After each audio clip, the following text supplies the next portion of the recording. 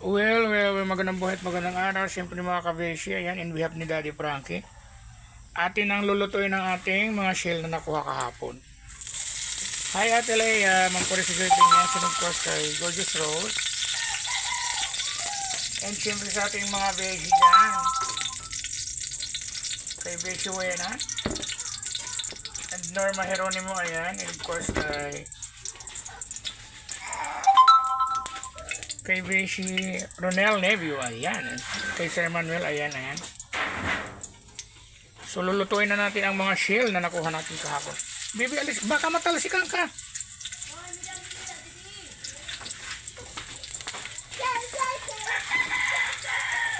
So yan, atin ang lulutuin ang ating shell na mga nakuha natin kahapon. Pumunta tayo ng dagat.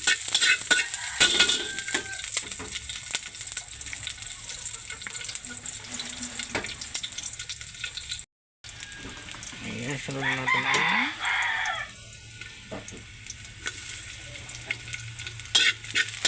bawang. Marami tayong nakuha kahapon mga kabesi. Pero ito lang muna yung ating lulutuin. Ito lang muna.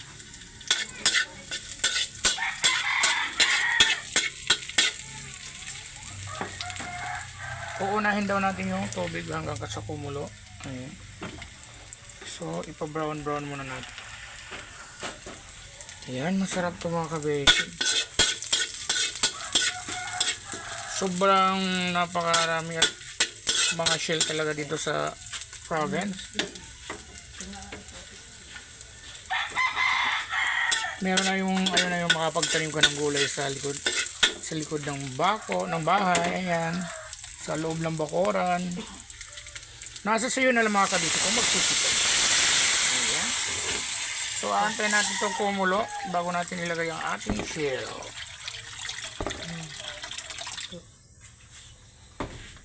Ayan. So lalagyan natin siya ng konting salt. Kasi atin ang pinaano yan siya, yung suaji.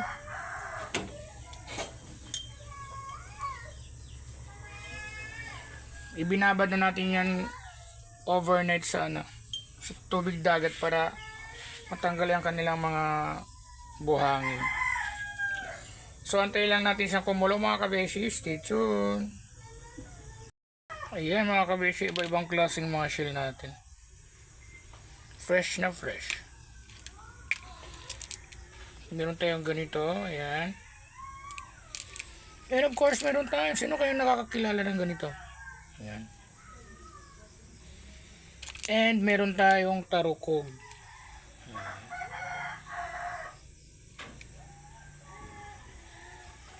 And meron tayong tuhilon kung tawagin dito. Ayan mga kabeshi. So ayan, hi po sa lahat. Siyempre kay Daddy Frankie and Ate Leia, saka sa buong team, ayan, kay Kuya Jesse,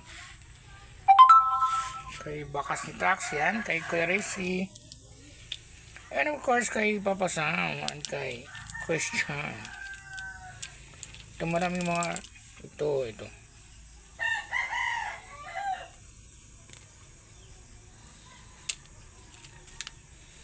Tapos mayroon pang ganito.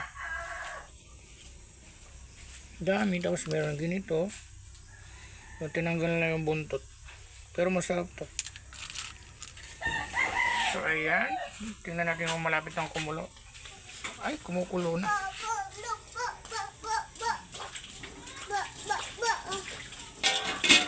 Siyempre nandito si Nanay Meds. Ayan.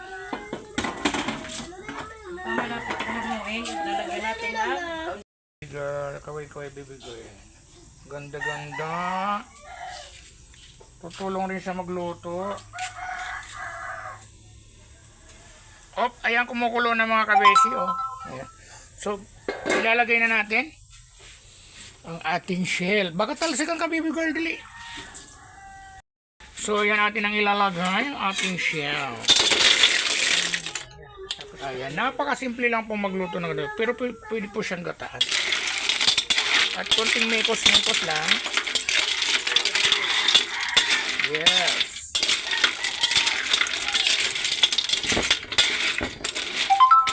Kasi parang bawal po ata siyang ma-overcook. Kasi mahirap siyang tanggalin.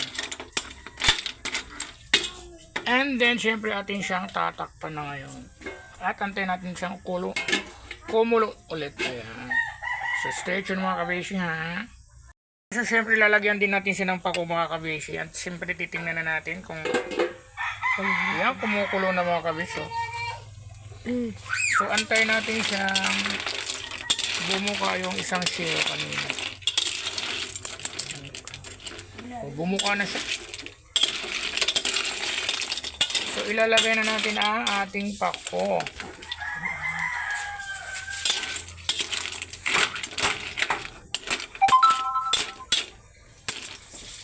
Ayan. Lagay na natin mga kabes. At haluin lang natin.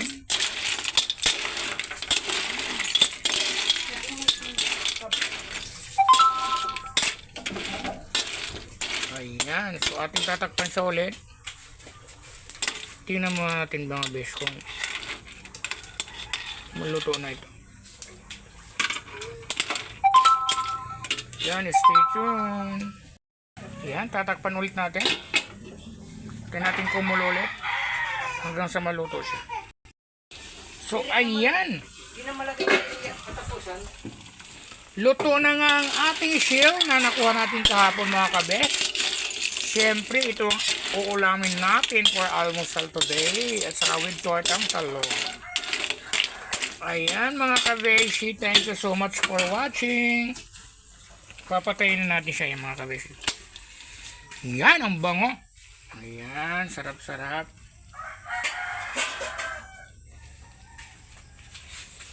Ayan, syempre maraming salamat po for watching at magandang araw po sa inyong lahat. God bless po lagi. Ingat po. Mahal na mahal ko po kayo. Bye-bye.